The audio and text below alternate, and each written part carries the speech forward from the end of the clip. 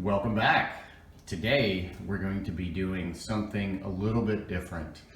So as you can see here, I've got a couple of SCX24 builds out here on the table. And the reason for that is these are kind of inspiration that I'm pulling from what we'll be doing today. So we are going to be building a 6x6 SCX24 from the ground up. So I have been included in somewhat of a challenge / competition 6x6 kind of build off with a few other YouTube channels. So I figured might as well get started on that. So I've been thinking about it and compiling parts, and of course that's what's filling the cardboard box behind you there, and we'll get into that in a second. But you know, I've got a couple of 6x6 builds for SCX24 platform under my belt. Got a very scale one, and then I've got the one you see on the table here that's a pretty big performer, just insane flex. This thing is just crazy. So I really like a lot of aspects of this build. And then over here on the right, I've got my Warthog chassis, so that's 3D printed as well. This is a VADER 6x6 from MOFO RC, if I didn't mention that. So on this one, this has got the comp pins, the very long and low. Again, it's got a lot of articulation. I'm even having to limit it a little bit. So a lot of good qualities here I like as well. So my goal is to take each of these, put them together, and make a new 6x6 that's just insanely capable, kind of a comp ready 6x6, if you will. So without further ado, let's jump into the parts and take a look at how I'm thinking about potentially doing this. All right, it just got real. So let's dive in and take a quick overview of these parts. So of course, we've got the chassis for this build, and we'll get into that in more detail in a bit. But for parts, for a 6x6, you're gonna need 3 axles. I've chosen to do front and rear steering with a just a static center axle. I've got a transmission here pulled from a stock SCX24. Front and rear steering linkages, brass and aluminum, same with knuckles. I've got some MOFO RC version 2 spring steel CVDs for those front axles. I've got my 3 diffs and center pass-through and diff cover off of Amazon. And I'm gonna replace one of those gears with an overdrive in the front. Of course, I've got an assortment of links to make it happen. 2 servos, 2 servo horns, brass and aluminum tray. And to make this guy move, we're looking at a FURITEK Ultimate paired with MOFO RC's slow motion pancake. So to match that beautiful anodized orange, he's come out with some new anodized orange telescoping shocks with his nameplate on there, MOFO. So those are sweet. We'll be testing those out. I've got a couple of sets of bearings here, a bunch of sets of drive shafts, and to tie into that orange theme, we're going to be using his new anodized orange colored rings on some black UPWs. And of course, I've got a couple of tire options here that may morph into some alternates. So some more wheels for this as well, we'll see. But that's kind of the quick overview of the parts and pieces. So without further ado, let's dive into this build. Okay, first things first, before we get started, we need to take a look at this chassis. So this is going to be based around this 3D printed chassis you see here. It's HSC here on the side. So this was actually sent to me by a good friend to use in this. So I did not print this myself, and it arrived in a few more pieces than you see here. This front clip was broken off, and then this roof, in test fitting it, you can see the roof is wonky here. It kind of goes to the edge. It looks like the print failed and stretched a little across here. So test fitting this, you can see I had to kind of work the holes, and then I had to wallow out this little bit on the frame. So the end result is both of these screws are kind of loose here on the roof. The front I was able to install pretty well and then glue up with some shoe goo. So I glued that kind of on this this inside seam here, so it's fairly clean right here, but it's angled down. I don't think you're really going to see it. And then the other bit, obviously, that I've done is add a little bit of scale detail here with some paint work. So I went ahead and detailed some of this guy up so it wasn't just all blue plastic. So this does have some little like tail lights molded in and a little handle, I guess a little license plate spot as well. So pretty cool little print here. Just not the best quality actual print, but the person that sent me this was not the person that printed it. He had it printed for him by a friend, so I'm just going to take it and work with it. And so hopefully this will work out all right. It's fairly thin and wobbly, but it felt pretty secure when it was all bolted together. Pretty stout. I did find this plastic wants to start to split or break really easily on over tightening. So you can see there that white. So I'm gonna have to be very careful when I tighten any of these down, and probably I think I had to kind of clean out the holes to make sure the screws, you know, weren't causing any kind of undue pressure. But that's kind of the lowdown of the chassis. I love the look of it. It's got a really massive wide opening here. I think this was designed and set up when the Komodo was out, so for a really large front-facing motor. So plenty of space there. So I think this is gonna end up being pretty cool.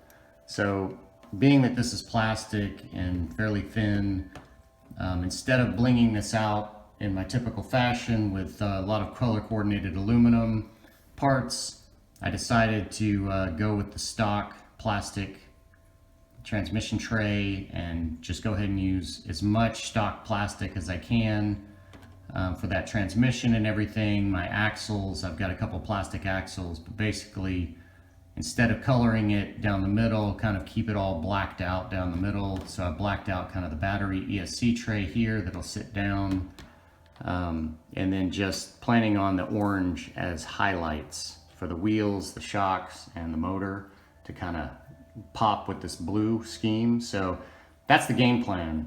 So I think the first thing, as with any build, let's build up those axles. All right, I've got everything laid out for the axle builds. So we'll run through these very quickly. So I've got an aluminum housing, I believe this is a Hot Racing, that I pulled from another build with a brass Samex cover. So I'm gonna pair that with a brass MOFO RC best servo mount ever. And I'm trying out the TREAL brass steering links. I've not used those. So that will build up the housing. And then as I mentioned, we've got the version 2 spring steel CVDs for those front axles.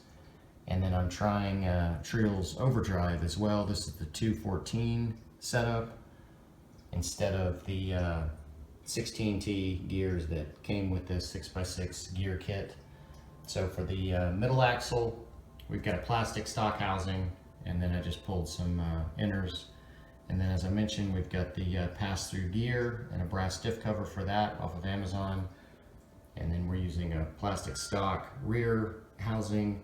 And then I've got a aluminum adjustable servo mount, again with the CVDs and then the 16T. And then we've got Gennaro aluminum black knuckles for the rear and Gennaro brass knuckles for the front. And then I've got a full bearing kit, and then I've kind of got a half bearing kit here since we're going to have a need for a few more bearings.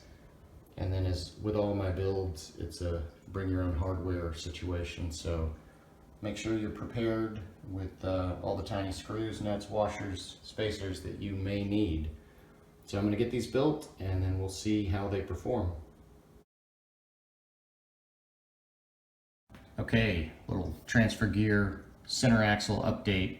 So I've got this transfer gear installed here and ended up getting a little bit of binding on my free spin, like right there it catches. And when I say little, just very little. So I inspected this, I took it back apart. This worm gear does not come with any little micro O-rings. So without the drive shafts, there's a lot of slop back and forth. With the drive shafts installed, there was basically no slop. They're so tight. But I went ahead and installed those on each end to see if that would make any difference. and basically feels the same. So I got to really looking at it closely, and what I found was it looks like this pass-through gear is maybe angled. You can see there on the rear drive shaft, the top there's a gap, the bottom there's not. And it's basically kind of the opposite here. There's a little gap at the bottom, but not at the top.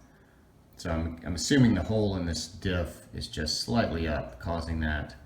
It's not a big deal. I'll just sand down each end of these drive shafts, maybe a 0.5 millimeter when the final ones are selected. But just something to know on that. That might be enough binding on a brushed motor to cause some issue. But as always, I like to check everything off the truck. It's very easy to troubleshoot and take care of any of that binding before you get it assembled, so everything moves freely and smoothly. So I think that's going to do it for the pass-through. We'll move on to the other axles.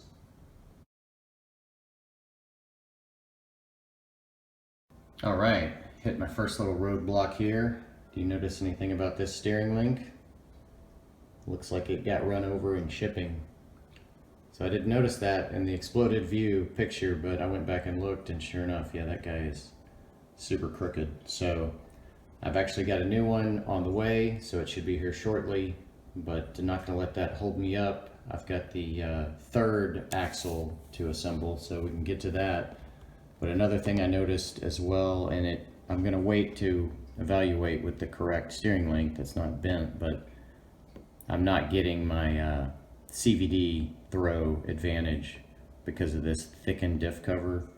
So I don't know how much of that is the diff cover, how much is this warped link. It looks like it's warped backwards into the diff as well. So I've got just a plastic stock diff that of course is super thin, or narrow I guess, and then I've got this kind of lighter weight MOFO RC brass diff cover, but I'm not sure if this is really any thinner across the top than the Samix. So again, once we get the correct straight link in, get that installed, can check that and then make a decision here. But for now, it looks like I'm going to move on to the third axle and get that assembled. Quick note on using these CVDs with stock plastic axles. So I'm assembling this third axle here, and you can see these knuckles are hitting, they're not even getting to the back here, the bottom of that C-arm. They're hitting up here. You can see a little gap there, and then this one going in this direction, it looks like it does hit kind of the edge of the C-cup. So that's really the limiter there. So you can see where this knuckle arm is in relation to the axle with these CVDs. And then here is the aluminum housing, and so this is usually typical. You get a really minimal C-arm, so you can see there it just really has enough to come out and grab the knuckle, and then that allows so much more throw. So I've got the diff cover off here, and we'll put these at the extreme that they can go, and they're still turning. There's no kicking or anything, turning smoothly. So that is the gain that you get from CVDs. So if you're using a plastic stock housing, you're not getting that gain without some modification. So that is what we are going to do. So there's kind of the difference. So it's quite a bit more throw. That's a better shot there. So I'm going to modify, get a Dremel or something, and cut these C cups down to allow this knuckle a little more throw, so this CVD can get to its extreme point. So the CVD is stopping itself, you can see right here. So that's what we want to get full usage out of that. So anyways, just a quick note on using CVDs. You want to make sure you maximize the value of them. Back with a little progress on this axle here. I got this housing modified. So I took a Dremel and really shaved that down, those cups. So now you can kind of basically see through those pretty much like the metal. But I basically took them down until I could turn it all the way and see space there, front and rear. So I know that the CVD is what's at its limit, not the knuckles, not what's stopping it. So got those fully articulating both directions so you can see how close it gets to the stock diff cover. So super good turning angle. So you just want to make sure you get everything out of those CVDs. So this is ready to go, except for there's a little hang up on the gears, and it may just be because of these cheapo no-name gears. So I do have some stock takeoffs I can swap out. There it is right there. It kind of wants to hang. So I'm gonna crack this open, inspect the gears, see if there's a burr, see what's going on, but we'll get this free spinning nice shortly. And the last thing was the OGRC servo, and we'll get into the specs on these a little later when we get them running. But to mount any of these servos, you typically need some kind of washer because it's a slotted connection here on both sides for these higher end servos. So I've got a little 1.4 washer there. I think I ordered that from like a laptop computer supply place. But anyways, the O-rings tend to squeeze down and then just pop over and come off. So it's better to have something hard like a washer to use there. But anyways, this aluminum mount is ready to go. So a little bit more investigation here and then we'll get this thing going. Okay, got this rear axle all fixed up. So I swapped in the brass OEM main diff gear, and that was the problem. So I attribute that to just cheapo no-name gears, but you can see it's nice and free spinning now. I was hoping it was the worm gear because that's a quick, easy swap, but this is the no-name worm gear still in there, and so that's working fine. So everything is smooth, just like you want it. So moving right along. I'm back with the front axle fully assembled. So my replacement link came in, my TREAL link, and you can see there it is straight as an arrow. So very nice. So you can also see I ended up going with an aluminum diff cover. So the more I was looking at this axle, it may not be a name brand, this may be an off-brand. So this aluminum no-name housing that I had on hand, this cover fit on there just perfectly. You can see I've got these laid out here. So the Samex, unfortunately, was just too thick right through here where the steering link passes with those CVDs. So that ruled that one out, which is a bummer. I like that kind of raw chamfered edge. That was going to go nice with these knuckles with kind of the same raw chamfered edge right there. But that was out due to thickness. So then I was going to go to these lighter weight brass, and this MOFO was the first choice, but I was having trouble with it seating. It wouldn't seat fully down. It would kind of, you could seat one side, but it would kick the other side up.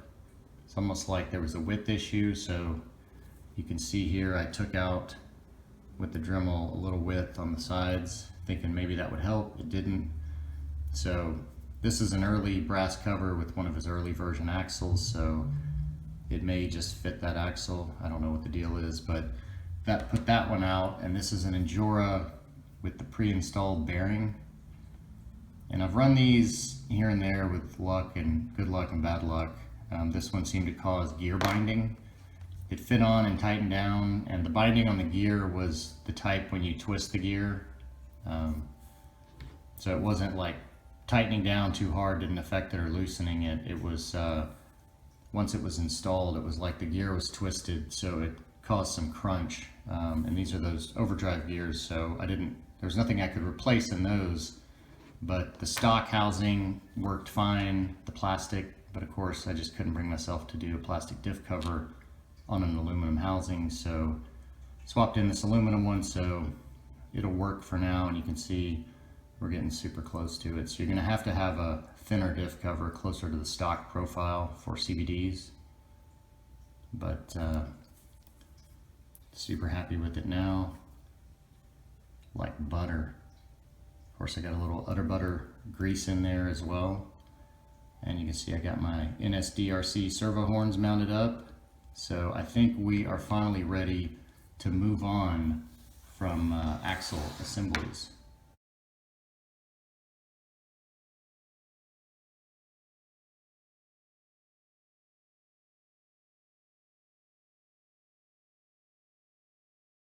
All right, So as you saw, I went ahead and got the motor installed on the transmission, got it meshed up with a little wiggle room in there, and I think this mock-up is looking pretty good, that orange against the blue. Plenty of space in there. Like I say, this frame was designed for the Komodo motor, so plenty of upfront space. You can see I ended up going vertical with the wires. I played with that a couple of times, but anyway, I arranged that motor to have the wires coming out to the side. They were poking out of the frame. This frame is just super narrow. So I think that'll work out well. And I can kind of hide the wire there along that A-pillar. We'll see, but just wanted to get it in there, get it bolted down, ready to test. So I left the roof off for easy access, but so far so good. I'm pretty happy with the look of it. I think it's gonna just keep getting better once I add these little bits of orange along the way. So moving right along. Well, now that the motor's in, I think it'd be a good time to go ahead and test it before we get everything hooked up to it. So as you can see here, I've got 3 items. I've got one more than I need here. So initially at the beginning, I had this 6-channel receiver sitting out here, but since then I've had a few more of these micro receivers come in, as well as some nice styrene stands from Rockwolf Designs. So you can see the size, the footprint difference there. So it's pretty massive. So I'm going to go ahead and use that smaller 4-channel micro receiver, which is this guy. You can get those on Amazon, and we'll save this for something with more channels needed and has more space. And then of course we've got the Lizard Ultimate here. So if you're not familiar with that, here are the specs on it. So it is pretty potent, and you've got the selectable BEC up to 8.4 volts. So that's what we'll be running in this. So I think now I'm going to plug it in, bind it, and then we'll see if I got these gears meshed up nice, and see if that's nice, smooth, and quiet. So give me just 1 second. Okay, got the motor plugged up and bound, and I discovered something this time, that you don't need the little bind plug that typically comes with receivers. You know, it comes with this guy. This one doesn't come with them, and I've always just plugged it into the channel 4 and then put it into bind mode, but I forgot and put it into bind mode just hitting the button. So anyways, little tidbit, no wonder these don't come with them. So let's get this guy turned on. Let me get my radio on, and we'll give it a little test here. Flip it around, get this guy a little bit closer. Let's take a look at this pancake.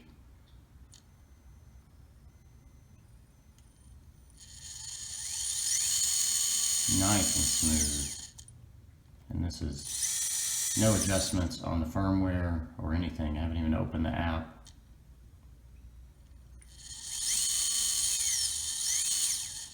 Nice and quiet, nice and smooth.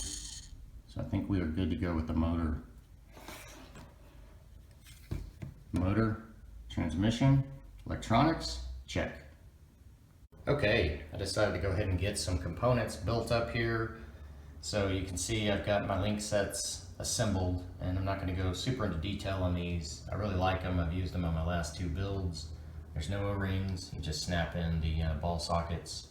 And I've got some JLU rears from a split set in case I need those for some mix and match.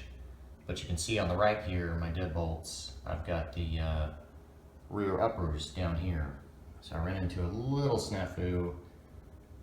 You can see these are both supposed to be 61.5 millimeter, and the upper one actually is eye to eye, the lower one is too short, so it's not going to hang me up. I've got plenty of plastic links to use for fitting, but I'm going to have to swap that out, get that replaced. So man, just first the TREAL link was bent, now this one is machined too short. I wonder what is next. No telling with these micros. There's always some little oddities, you know, here and there. Well, next up, I've got these shocks assembled, so I figured we'd dive in and take a quick close look at these. And they're super nice, this anodized orange, and as you can see, you get proper pairing, you get the branding on opposite sides, so that's nice. It's all going to be showing. So these came pre-assembled except for the ball studs and O-rings.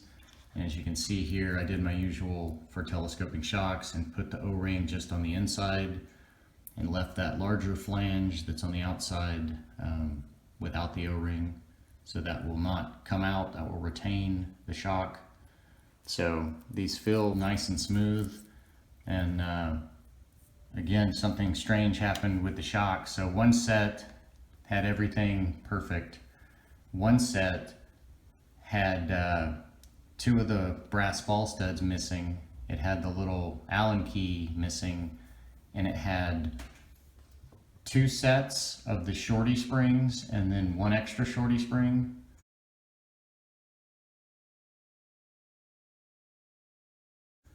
Where you're supposed to get three sets of the long springs. You get a soft, you get the medium, and then it comes with the firm installed.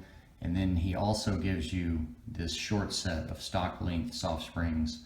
So super strange, both packs were sealed, but we are good to go to get these installed. So I went with the softy springs up front and the mediums for the middle and rear. And what I noticed here, these soft springs, and I think this is pretty typical with the length of these on telescoping, they can't hold their shape because they're so soft. So a lot of times they'll bend and flex during the travel. Sometimes they'll catch, you can see there, and they'll pop. It's not really a big deal. Sometimes you can angle them and it'll kind of not do that, but they are smooth, so you may feel a pop or something. Nothing is sticking with the actual shock mechanism. That is just the spring. These firm ones, or these are the mediums, I guess, but it still applies to the firm. They hold their shape, so they stay pretty much a cylinder along that compression route, so they don't ever get really caught. You can see how smooth that is. So these look like these are going to be nice, nice telescoping options, and I love the anodized, just really nice orange.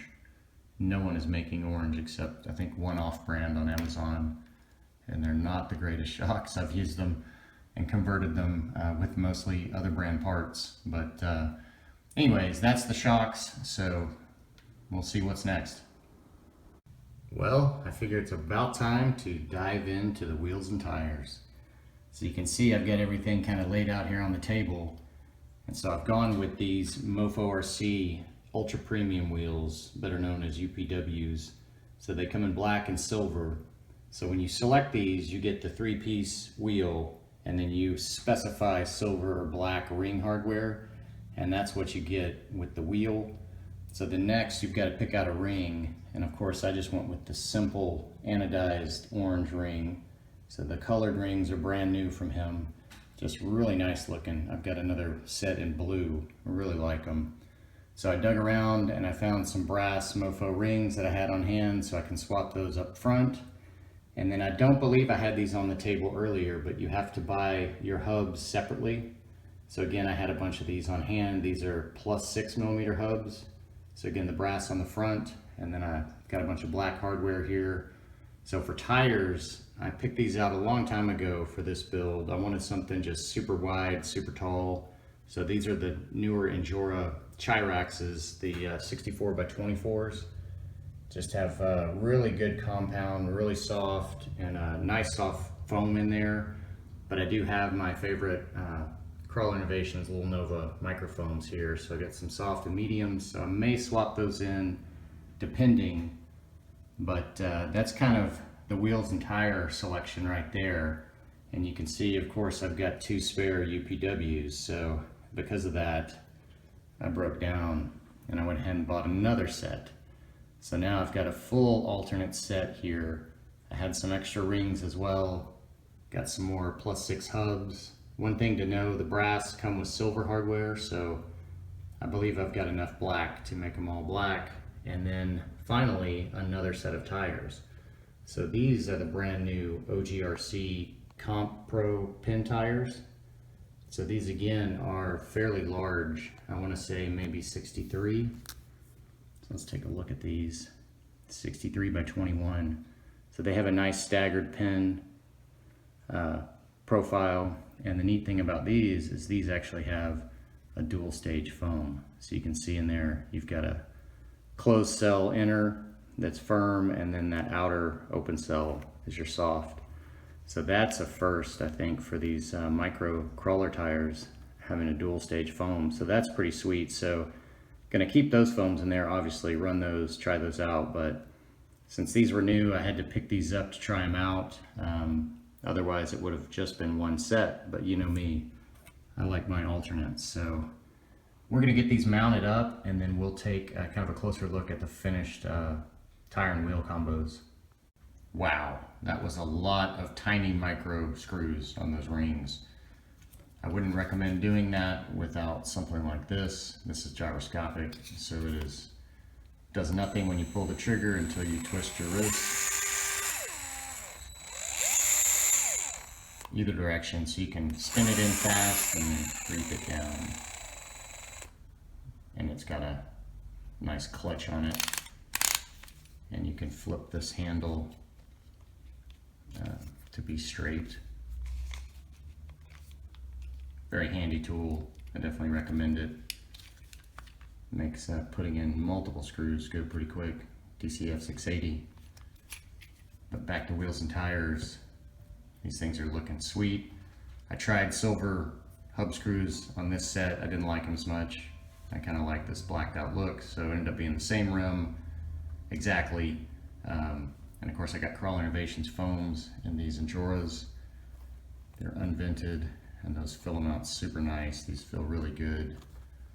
And of course I used the stock foams, the dual stage that came with these OGRCs. Only thing about it, with these wider rims, there seems to be some slippage there, and I'll show you why.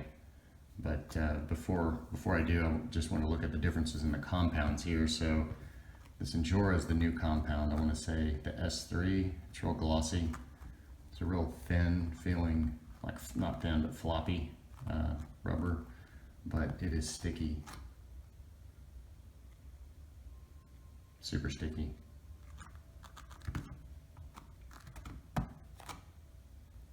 So then the OGRC compound, to me this feels a lot closer to the DJ Crawler. Like, it's sticky, but it's real gummy as opposed to like real floppy. But let's see their stickiness here. So it's sticky, but not near that Enjora stickiness. So let's take a look at these inners here, this dual stage. Let me get both of these out. Guess I could have taken one at a time out, but you see how thin this inner is. Of course, I just stretched it a little. So I think that's what's kind of wobbling side to side on that wider rim. I think these would be perfect on like a TREAL or an SSD, one of the narrower kind of standard with aluminum rims or brass rims. But anyways, we're going to try them out and see. You can see kind of this puffed edge that these wider rims give on this. I think these really want to, you know, sit in real square, be more skinny. But anyways, these are the wheels we have. They're a little wider, so I'm going to run them like that and see how they work. And then these, I think, are just going to be perfect. Exactly what I was envisioning. Just a big, beefy, wide tire. Super gummy. So I think those will be awesome. So I think that knocks out wheels and tires. Well, now that we've got all the parts and pieces, I think it's time to start looking at getting those axles placed and figuring out the drive shaft links. So I've got kind of a new full set of Gladiator and a new full set of the short, medium, and then a partial of both. And then of course, a myriad of extras. So we've got plenty of options, I think, for drive shafts to make that happen. I did get my replacement deadbolt links, and they are the correct length, so that's nice. And then I pulled out this JLU rear, the same links. I'd split this out earlier, so just in case, not sure exactly what the links I'm going to need are, but I do have kind of a little bit of help here on this mock-up. So this original VADER, this is running deadbolt rear in the front, and then it's running Jeep rear in the rear for the middle, and then it's running Jeep front for this third axle here. And that's pretty good spacing for the large tires, and I'm going to have even larger tires. So, you know, you've got to keep in mind that this axle's articulating and it's turning, and it's got to clear this tire. So you just got to make sure you've got enough space for that. So these have a little to give, so they can get a little bit closer. So I like this setup. It gives a lot of articulation between these two axles that are so close together. It's just kind of amazing. So I really like that. So I was trying to replicate that. So setting this guy on here, kind of aligning the transmission screw holes as best I can. I believe that's about it right there.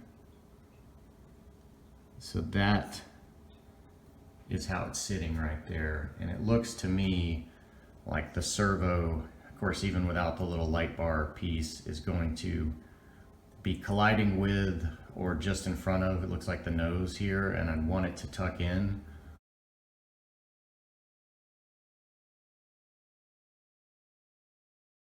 So I think that's going to push me away from deadbolt rear on the front. So I may have to back that off to maybe Jeep rear at the front.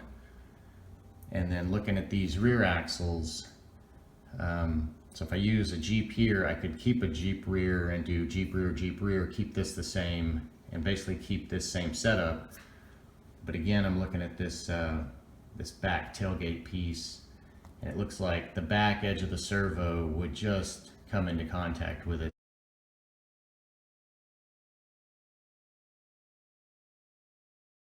So, you know, depending on how deep this gets, and this one gets pretty deep in the frame, I think I may want that servo further back, so I may have to extend both of these back a little bit. So I think that's the first thing we're going to have to dig into, is figuring out where the axles actually sit.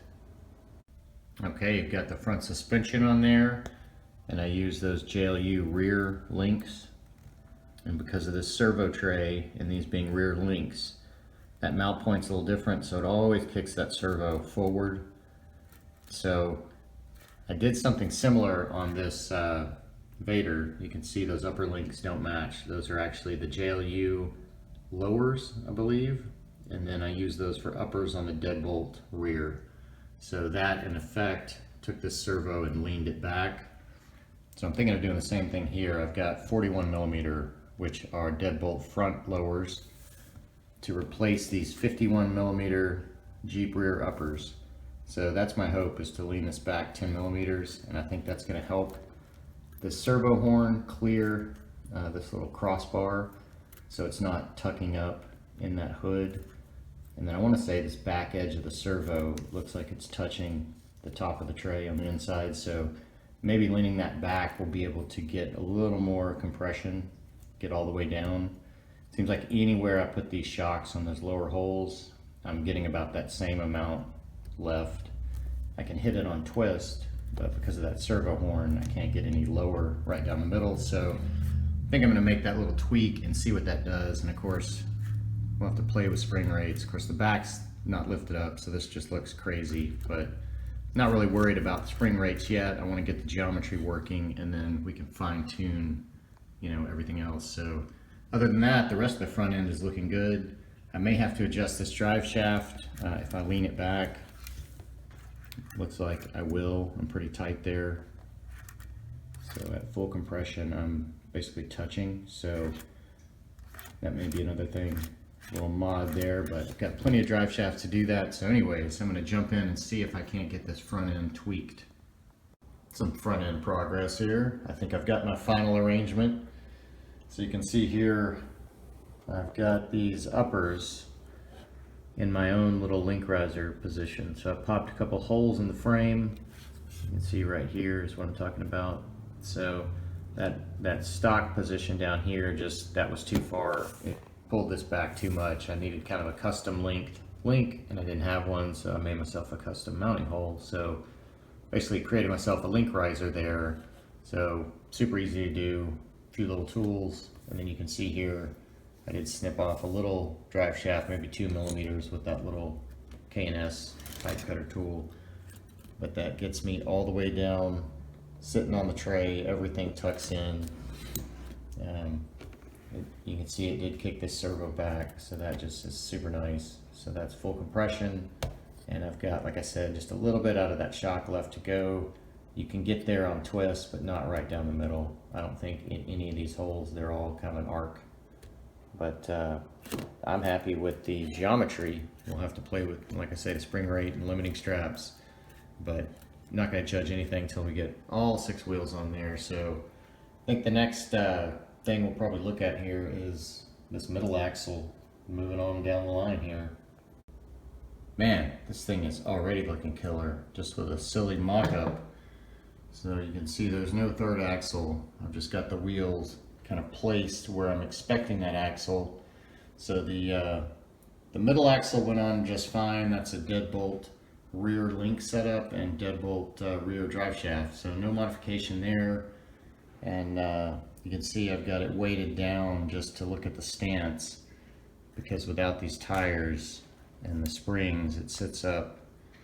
Of course, there's no battery weight. So we may play with the springs and shock positioning a little more, but the big thing I was really looking at was if these deadbolt links would put that axle too far back, and you can see it doesn't. It clears, and because there's no like inner link mount, there's just this outer chassis tab. There's plenty of space. On this VADER chassis, it's a little different.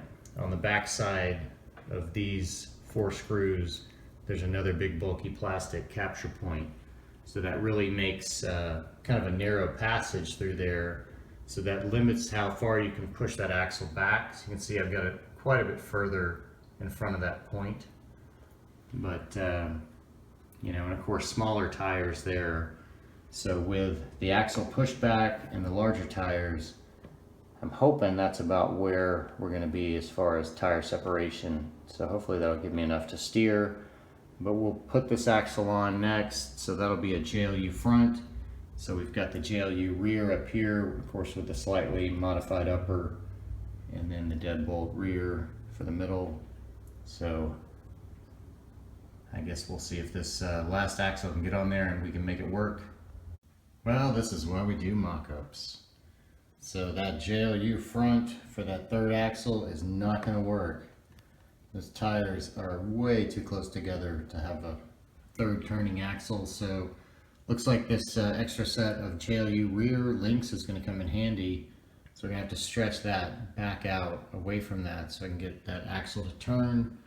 But otherwise, I think it's starting to come together here. But it's always the trial and error a little bit on the links, drive shafts, and shocks. So we're one step closer here. So I'm going to swap these in and then see if we start getting that clearance and get some shocks on there. Maybe we'll have a 6x6. All right, got a little progress here all around. So I've been working on this third axle kind of relentlessly in multiple configurations, and what I found here is because of this deep servo, it really starts to hit these link ends. So you can see here that's the full drop because it's just binding up right there on that link end. So that's due to having this, you know, such a big riser angle on this.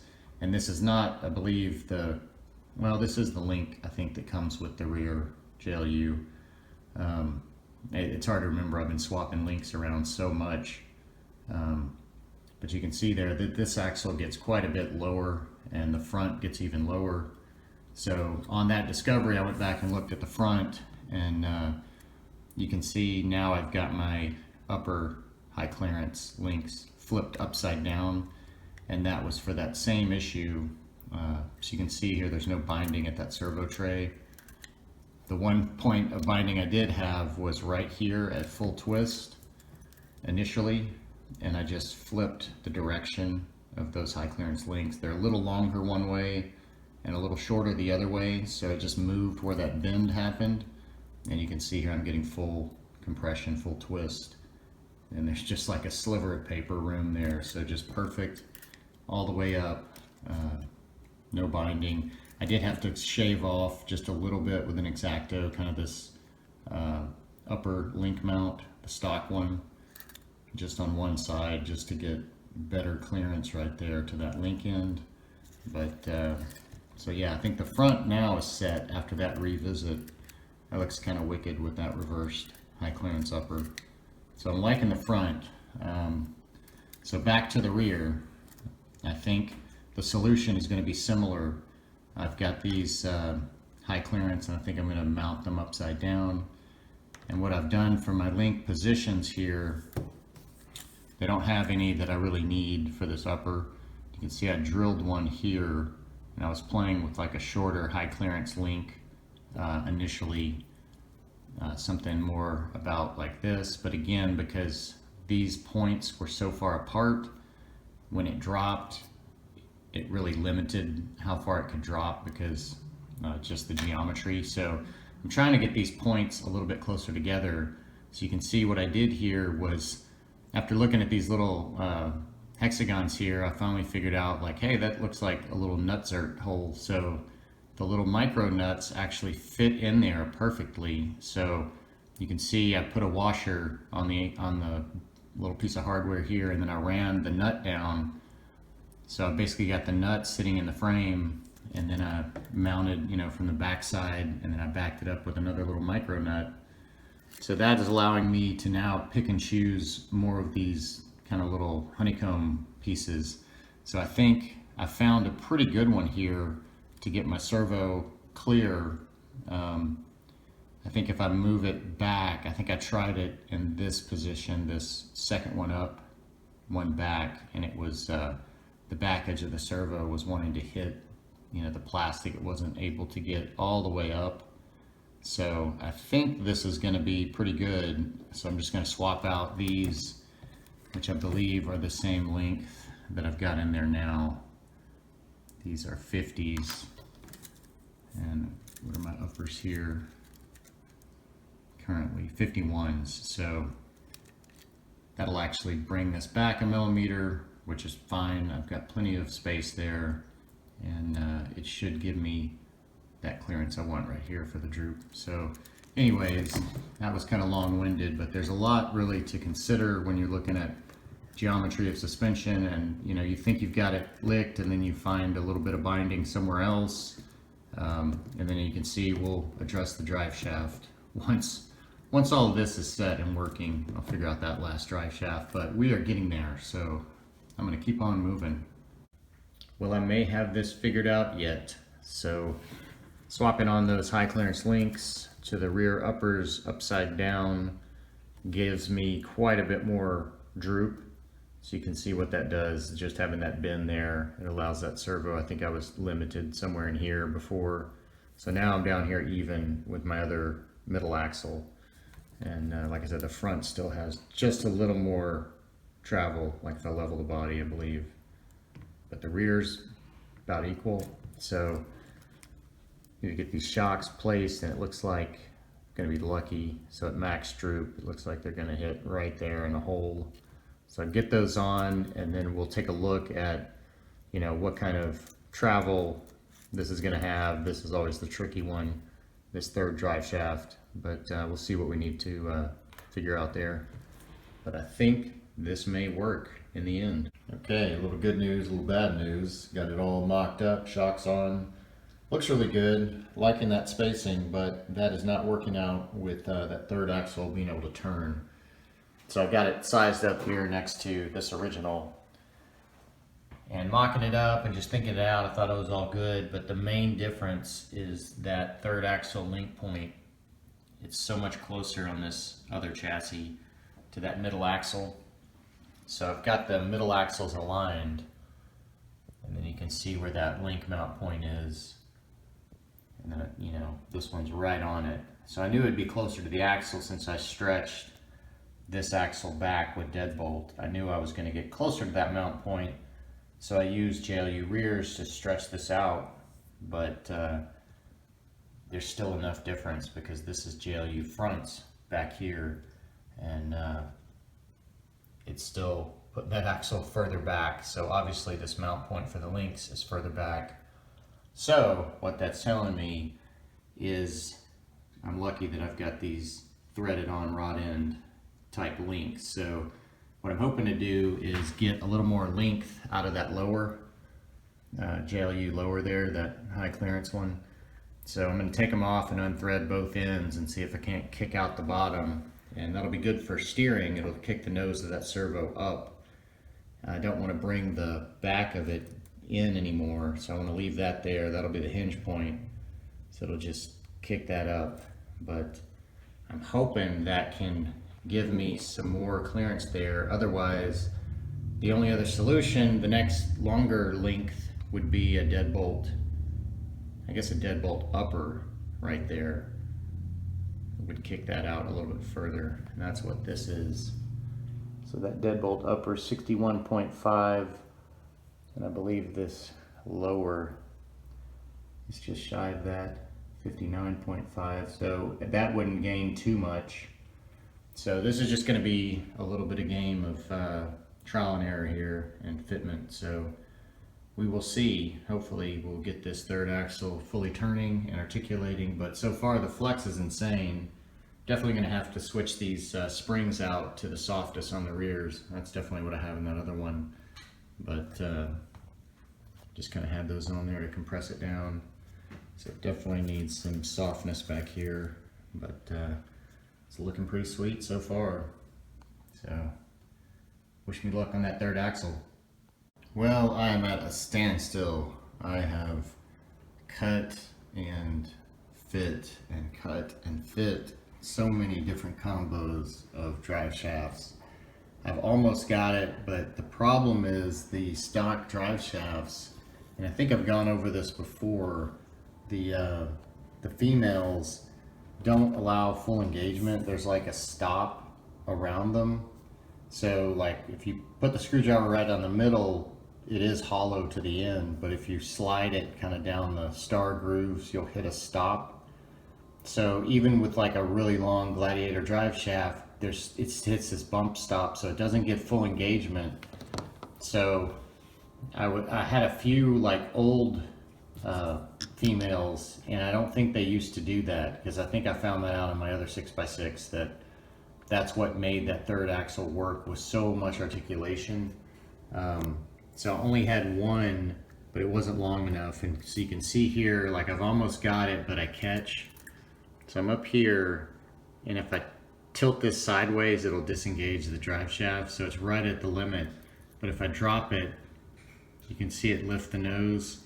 So there's a little bind point. So my female needs to be a little shorter, and then I can kind of pop it past that bind point and bring this up. So it's just almost there, and the last combo I tried didn't work.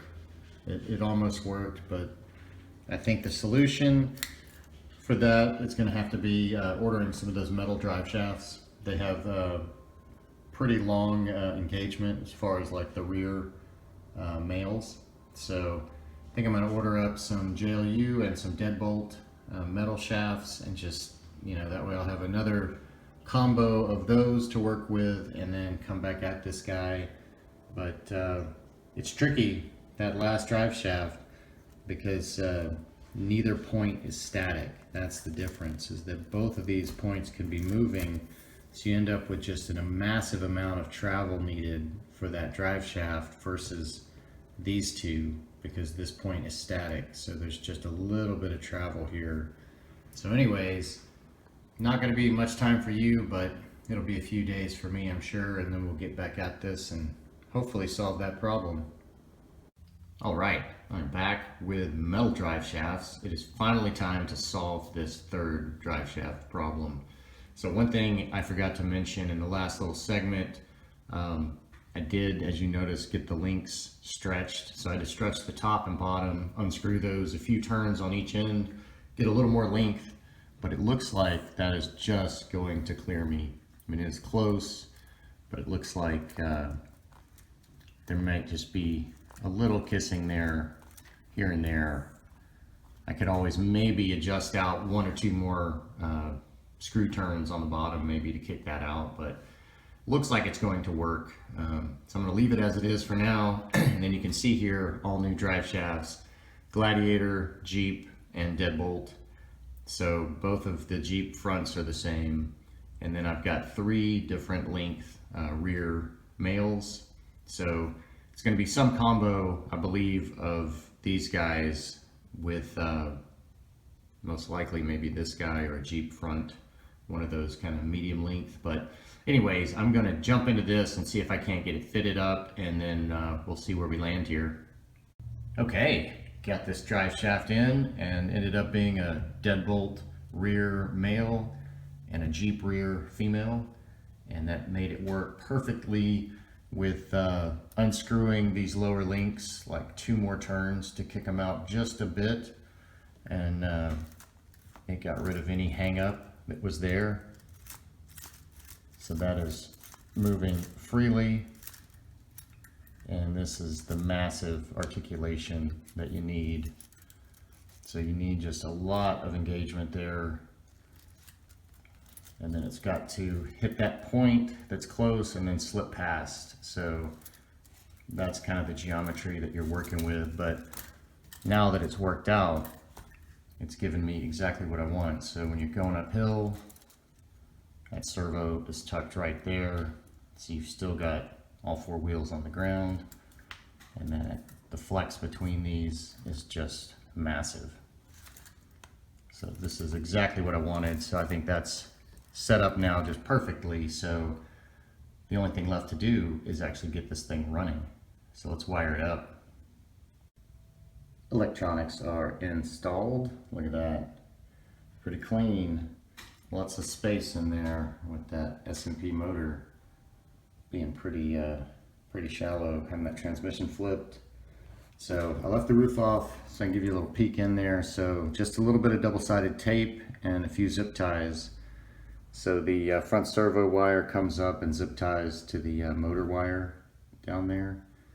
And I've just got that routed up over everything. And so that receiver and ESC are both double-sided down. And then I found a little shorty ESC cable. So I'm using that. And then I've just got some front servo slack zip tied up there. And then the rear servo comes up and then across and plugs in. Doesn't need any zip ties. Basically use that whole length. So then underneath, just used a couple of zip ties back here up through that honeycomb to keep that servo wire up there flat. And then it just routes up, like I say, nice and tucked up. So super clean. This is the first build that I don't mind the orange, kind of orangey red yellow servo wire. Goes well with the orange theme. So you can see here in the back, I used some of these shock ball studs on the sides. It had a bunch of pre-punched little holes here. So I just picked out a few, got some rubber bands, and that is going to be my battery hold down. And then I used a little extension here from the Lizard Ultimate to get up here to the battery. Since that Ultimate doesn't come with one, you have to provide that yourself. So that'll just make it a little bit easier to plug the battery in and out. Plus, if I want to run 3S, I can switch over to this lead and plug in this other 3S battery. So nice and simple, easy to swap out battery types. But that's the electronics. So I think the only thing left is let's get the roof on and get the battery in and turn this thing on. We have a complete 6x6, and I only have one leftover part. That's pretty good. So I have no idea where that crossbar goes, but I don't really think it matters because it's printed too short, so it doesn't really fit. No telling. I don't know that it was needed. I didn't miss it, that's for sure. But I think I'm going to use it to turn it on. So one thing I forgot to mention was the little power button for the Ultimate lines up right here in this window, so that makes it convenient. So let's get this transmitter on. So this is the Fly Sky GT5. So you can see here it's got this crawl mode. So that's what is going to be driving this vehicle. So if we flip down here to crawl mode, you can see I've got it in front and rear steer opposite ways. So you can actually turn that off. You can go to crab crawl, rear steer, or just front steer. But we're going to be using both on this. I've already preset up the servos, set the endpoints, set it to 8.4 volts. So look at that CVD steering angle. So let's give this guy a little drive around the table here. Looks like we are missing the back tires. Doesn't look like any interference. That little 2 extra turns of the lower link looks like is what was needed. Keep those clear of each other. And they're close, but that works. And then the other thing you'll notice on the front shocks, ended up putting some rubber bands on the inside there to kind of pull that nose down. I would prefer to do kind of a center limiter, but I was a little wary of drilling and putting stress on kind of the bulkhead under here, since I had to glue that back to this kind of hood piece. So instead of doing that, I went ahead and just put rubber bands there. This front axle is fairly heavy with the servo and the brass rings and brass hubs on those wheels, so it's not really affecting flex at all in a negative way, but it's definitely going to help keep that nose pulled down, not look so goofy. So it's got a little front rake right now. That battery is not super heavy, so the back still has a little to go. But all in all, it seems to be functioning. So it looks like the first phase of this 6x6 multi-channel challenge is complete, which is building it.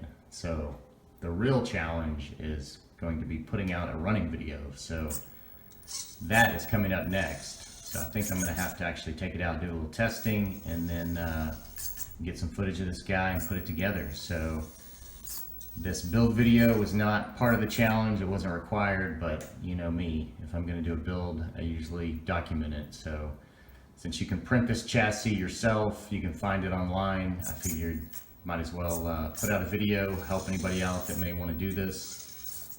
And man, that sure looks good with the orange and blue.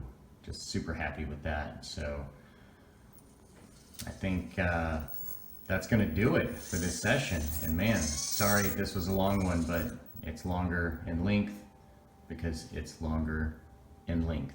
So it makes sense. But as always, I appreciate you coming along with me on the build process. I hope you learned something.